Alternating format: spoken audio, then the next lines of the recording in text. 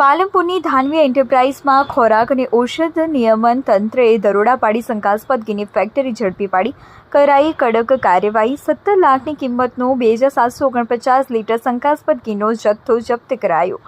બનાસકાંઠા જિલ્લામાં છેલ્લા કેટલાક સમયથી કેટલાક લેભાગુ વેપારીઓ લોકોના આરોગ્ય સાથે ખુલ્લેઆમ ચેડા કરી ખાદ્ય પદાર્થોની ચીજવસ્તુમાં ભેળસેળ કરતા હોવાની બૂમરાળ ઉઠવા પામી છે।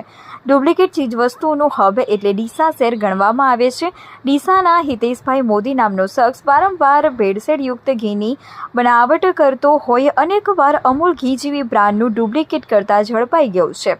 રાજ્યના નાગરિકોને શુદ્ધ સલામત ખાદ્ય ચીજવસ્તુઓ મળી રહે તે માટે રાજ્ય સરકારના સતત પ્રયત્નો ચાલી રહ્યા છે અને ખોરાક અને ઔષધ નિયમન તંત્ર ગાંધીનગરની ટીમની સૂચના મુજબ બનાસકાંઠા જિલ્લાના પાલનપુર ખાતેની ધ્વનિ એન્ટરપ્રાઇઝમાં જિલ્લા પાલનપુરની ફૂડ એન્ડ ડ્રગ્સ વિભાગના અધિકારીઓ સાથે ટીમ દ્વારા દરોડા પાડીને ₹17 લાખની કિંમતનું 2749 લીટર શંકાસ્પદ ઘીનો જથ્થો ઝડપી પાડ્યો છે।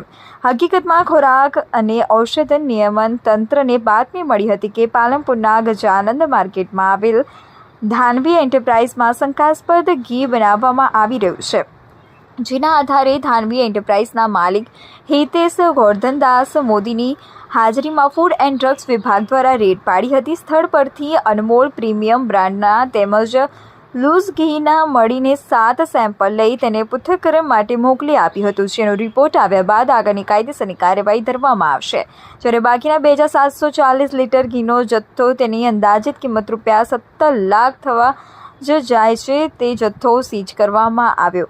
પ્રાથમિક તપાસમાં માલિક હિતેશ ગોરધનદાસ મોદી બહારથી તૈયાર સસ્તું ઘી લાવીને તેને પેક કરીને ગુજરાતની બહારના અન્ય રાજ્યોમાં વેચાણ અર્થે મોકલાતા હતા। અગાઉ પણ તંત્ર દ્વારા ધાનવી એન્ટરપ્રાઇઝની પેઢીમાં દરોડો પાડવામાં આવ્યો હતો, જેમાં ભેળસેળ જણાતા પેઢીને ₹21 લાખનો દંડ ફટકારવામાં આવ્યો હતો। આ ખાદ્ય પદાર્થ બિન આરોગ્યપ્રદ હોય તેમનો પૃથ્થકરણ અહેવાલ આવ્યા બાદ કાયદેસરની કોર્ટ કાર્યવાહી કરવામાં આવશે તેમજ આ બાબતમાં આગળની ઝીણવટભરી તપાસ ચાલી રહી છે। જ્યારે ડીસાનો હિતેશ ગોરધનદાસ મોદી અગાઉ પણ ચાપી હાઈવે પરથી અમૂલ ઘીનો ડુપ્લિકેટ જથ્થા સાથે એસઓજી પોલીસે ઝડપી પાડ્યો હતો। ત્યારે ડુપ્લિકેટ ઘીનો વેપાર કરવાનો શોખીન હિતેશભાઈ મોદી સામે પોલીસ ફરિયાદ કરી કડક કાર્યવાહી કરવામાં આવે તેવી જનમાંગ ઉઠવા પામી રહી છે।